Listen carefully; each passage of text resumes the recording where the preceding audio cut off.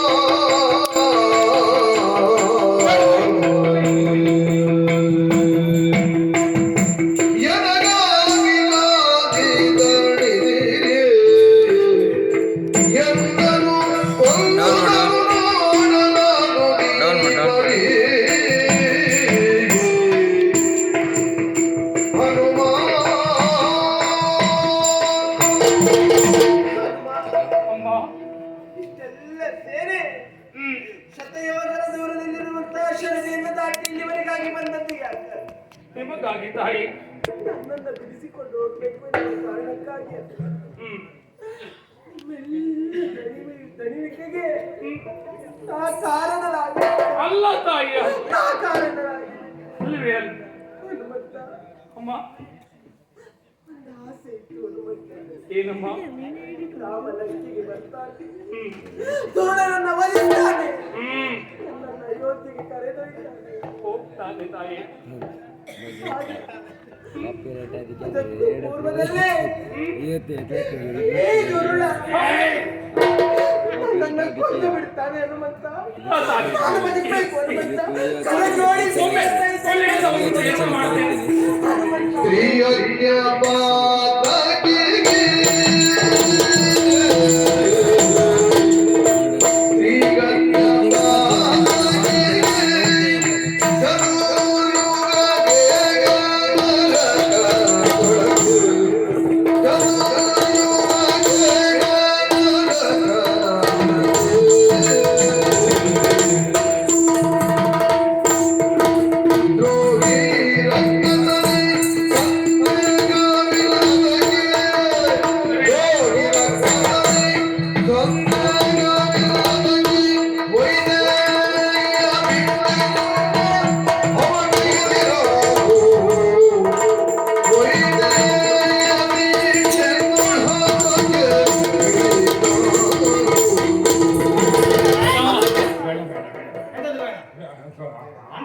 ಅಲ್ಲ ಹೇಳಿದ ಹಾಗೆ ಮತ್ತೆ ಸ್ತ್ರೀ ಹತ್ಯೆ ಪಾತಕ ಮತ್ತೆ ಅಂಟಿಕೊಳ್ಳುತ್ತದೆ ಇಲ್ಲ ಯೋಚನೆ ಮಾಡಿ ಒಂದು ಕೆಲಸ ಮಾಡು ಇವತ್ತು ಪೂರ್ತಿ ನಾವು ಯುದ್ಧ ಮಾಡು ನಾವು ಎಷ್ಟು ಬೇಕಾದ್ರೂ ಯುದ್ಧ ಮಾಡು ಯುದ್ಧ ಮಾಡಿ ಇದನ್ನು ಉದ್ದ ಮಾಡ್ಬೇಕಂತ ಮಾಡಿದ್ದೀರಿ ನಿಮಗೆ ಅಲ್ಲ ಹಾಗಲ್ಲ ಒಂದು ಜನರ ಮನಸ್ಸಿನ ಉಳಿಬೇಕು ಅಂತ ಇತ್ತು ಕಾಳಗ ಒಳ್ಳೆ ಕೆಲಸ ಮಾಡ್ಬೇಕು ನೀವು ಹೌದಾ ಒಳ್ಳೆ ಕೆಲಸ ಮಾಡು ನನಗೆ ಗೊತ್ತಾಯ್ತು ಈ ಮಂಗ ಇವತ್ತು ಬಂದದ್ದೇ ಕೆಲಸ ಮಾಡಿಸ್ಲಿಕ್ಕೆ ಬಂದವರ ಹತ್ರ ಎಲ್ಲ ಕೆಲಸ ಮಾಡಿ ಅಂತ ಹೇಳುದು ಈ ಮಂಗ ಕೆಲಸ ಮಾಡು ಕೆಲಸ ಮಾಡು ಅಮ್ಮನಿಗೆ ಕಡಿಯೋದು ಬೇಡ ಒಂದ್ ಕೆಲಸ ಮಾಡು ನನಗೆ ಎಷ್ಟು ಬೇಕಾದ್ರೂ ಪೆಟ್ಟುಡಿ ಬೇಸರ ಇಲ್ಲ ಮಾಫಿ ಮಂಗ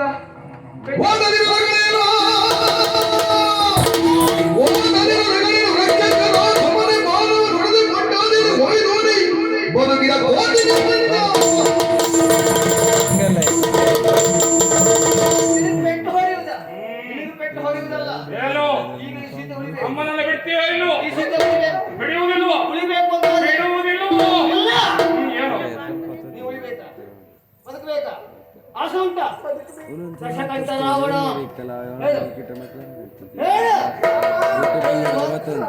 ಹೇಳು ಲಂಕೇಶ ಹೇಳು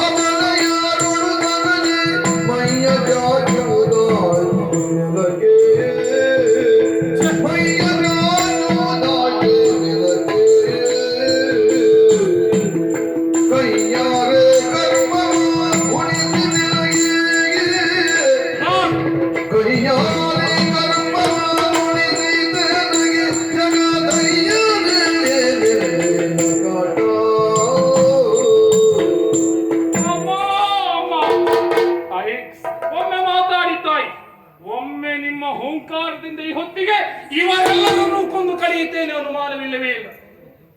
ಆ ಹೊತ್ತಿಗೆ ನನ್ನವರು ಬರುತ್ತಾರೆ, ನನ್ನನ್ನು ಬಿಡಿಸಿಕೊಂಡು ಹೋಗುತ್ತಾರೆ ಎನ್ನುವಂತಹ ಮುಖದಲ್ಲಿ ಬಂದಂತಹ ಮಂದಹಾಸದ ಸಂತೋಷವನ್ನ ಕಂಡವನಲ್ಲವೇ, ಅದನ್ನು ಉಂಡವನಲ್ಲವೇ? ಹೌದು, ಅಂದೇ ನಿಮ್ಮನ್ನ ಕರೆದುಕೊಂಡು ರಾಮದೇವರನ್ನ ಕರೆದುಕೊಂಡು ಹೋಗುತ್ತೇನೆ ಎನ್ನುವುದಾಗಿ ನಾನು ಮನಸ್ಸಿನಲ್ಲಿ ಒಮ್ಮೆ ಆಲೋಚನೆ ಮಾಡಿದ್ದು. ನಿಮ್ಮ ಮಾತು, ದೇವರಾಡಿದಂತಹ ಮಾತು, ಪತಿಯನ್ನ ಪುನರಪಿ ಸೇರಿಸಿಕೊಳ್ಳುವಂಥದ್ದು, ಪತಿಯಾದವನಿಗೆ ಕರ್ತವ್ಯ ಸತಿಯನ್ನ ಸೇರಿಸಿಕೊಳ್ಳುವುದು ಎನ್ನುವುದಾಗಿ ಆ ನಲಿಯಲ್ಲಿಯೇ ಸುಮ್ಮನಾದ. ಆದರೆ ಈ ಹೊತ್ತಿಗೆ ಈ ದುಷ್ಟ ಈ ರೀತಿಯಾಗಿ ಮಾಡಿಬಿಟ್ಟಲ್ಲ, ಏನು ಮಾಡುವುದು?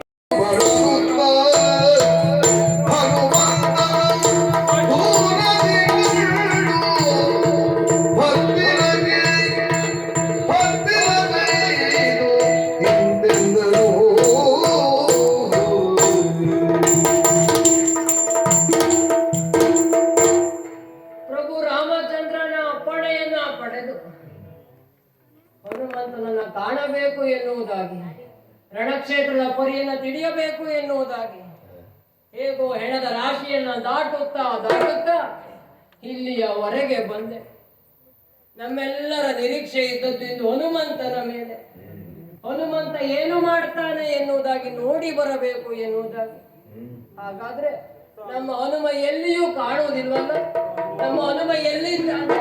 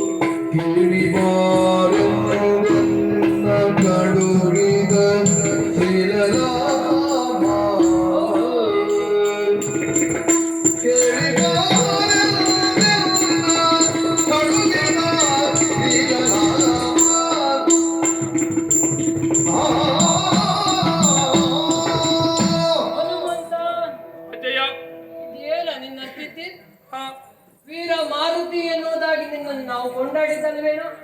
ಎಲ್ಲ ಹೆಚ್ಚು ಹೋಗಲಿದ್ರೆ ಪ್ರಸಂಗ ಕೊನೆಗೆ ಹೀಗೆ ಆಗುವುದು. ಅಲ್ಲ ಹನುಮ, ಈ ಹೊತ್ತಿಗೆ ವೀರತ್ವ ಎನ್ನುವಂಥದ್ದು ಕಾಣುತ್ತಾ ಇಲ್ಲ. ಮುಖದಲ್ಲಿ ಕಲಾಹೀನವಾಗಿದೆಯಲ್ಲ ಹನುಮ? ನೀ ಬರುವಾಗ ಹೇಳಿದಂತಹ ಮಾತಾದರೂ ಏನು? ಶ್ರೀರಾಮ ರಕ್ಷಾ ಕವಚ ಹೊಂದಿದ್ದರೆ ಎದುರಾಳಿಯನ್ನ ಮೆಟ್ಟಿಕೊಂಡು ಅವರ ಎದೆಯ ಮೇಲೆ ವಿಜಯ ಪತಾಕಿಯನ್ನ ಹಾರಿಸಿ ಜಯ ತಿರಿಯನ್ನ ತರುತ್ತೇನೆ. ಈಗ ಅವನನ್ನು ಮೆಡ್ತೇನೆ, ಇಲ್ಲ ಆಗುದಾಯ್ತಲ್ಲ, ಏನು? ಆದರೆ ಈಗ ರಣಕ್ಷೇತ್ರಕ್ಕೂ ನಿನಗೂ ಯಾವುದೇ ಸಂಬಂಧ ಇಲ್ಲ ಎನ್ನುವ ರೀತಿಯಲ್ಲಿ ಬೋಧಿಗೆ ತೆರೆದು ಕುಳಿತುಕೊಂಡಿದ್ದೀಯಲ್ಲ ಹನುಮ? ಹೌದು ಹನುಮ, ಅಜಯ ಸದಾ ರಾಮ ಧ್ಯಾನದಲ್ಲಿಯೇ ನಿರತನಾಗಿ ರಾಮ ಕಾರ್ಯದಲ್ಲಿಯೇ ತನ್ನನ್ನ ತಾನು ತೊಡಗಿಸಿಕೊಂಡು ಸದಾ ಆನಂದವಾಗಿದ್ದವ ನೀನು. ನಿನ್ನೊಳಗಿನ ಆನಂದ ಹೀಗಾಗುವುದಕ್ಕೆ ಕಾರಣ ಏನು? ರಾಮನನ್ನ ಕಂಡಾಗಿಂದ ಆನಂದ ಆನಂದ ಅಂತಿತ್ತು, ಆದ್ರೆ ಪ್ರಸಂಗ ಹೀಗಾಗ್ತದೆ ಅಂತ ಗೊತ್ತಿರಲಿಲ್ಲ. ನಿನ್ನನ್ನ ಕಂಡದ್ದು ನಾವು ಹೇಗೆ? ಸಿಂಹವಾಗಿ ನಿನ್ನನ್ನು ನಾವು ಕಂಡಿದ್ದೀವಿ. ಸಿಂಹದ ಆ ಭೀಕರತೆ ಏನು? ಸಿಂಹವೇ ಮೈದೋರೆ ಬಂದಂತೆ ಭಾವಿಸ್ತಾ ಇತ್ತು. ಆದ್ರೆ ಈಗ ಸಿಂಹನಾದ ಕೇಳ್ತಾ ಇಲ್ವಲ್ಲ ಹನುಮ? ಸಿಂಹನಾದ ಇಲ್ಲ. ಎದುರಾಳಿಯ ಜೇಂಕಾರದ ಧ್ವನುವಿನ ಜೇಂಕಾರ ಪ್ರತಿಧ್ವನಿಸ್ತಾ ಉಂಟು. ಹಾಳಾಗಿ ಈ ರಣದ ಭೀತಿಯನ್ನ ಕಂಡಾಗ, ಸ್ಥಿತಿಯನ್ನ ಕಂಡಾಗ ಒಂದು ಉರಿಯುವುದಿಲ್ವ ಹನುಮ? ಏನಾಯ್ತ ಅಜಯ?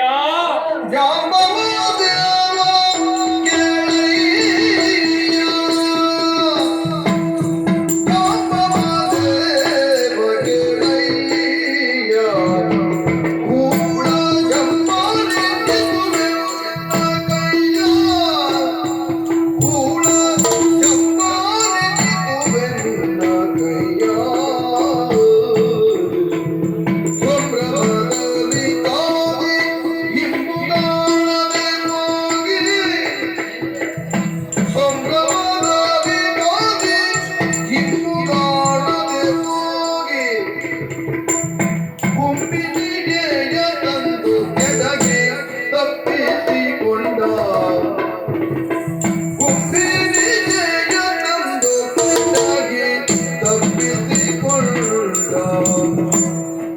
ಅಜ್ಜಯ್ಯ ಹನುಮ ಏನ್ ಹೇಳುದು ಅಜ್ಜಯ್ಯ?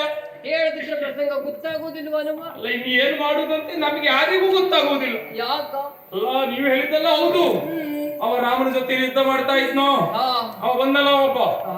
ಅವ ಬಂದವ ಆ ಶಕ್ರವಾರಿ ನನ್ನ ಎದುರಿಗೆ ಬಂದು ನಿಂತದ್ದು. ಸರಿ. ಯುದ್ಧ ಯುದ್ಧ ಯುದ್ಧ ಯುದ್ಧ ಆದದ್ದೇ ಆದದ್ದು. ಹಾ ಗೆಲ್ಲುವುದಕ್ಕಾಗಲಿಲ್ಲ ಅವನಿಂದ ನನ್ನ, ಗೆಲ್ಲುವುದಕ್ಕಾಗಲಿಲ್ಲ ಅವನಿಂದ ನನ್ನನ್ನ.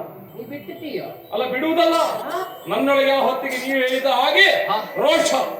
ಯಾಕೆ? ರಾಮದೇವರ ಆಶೀರ್ವಾದದ ಬಲ, ಅನುಮಾನವೇ.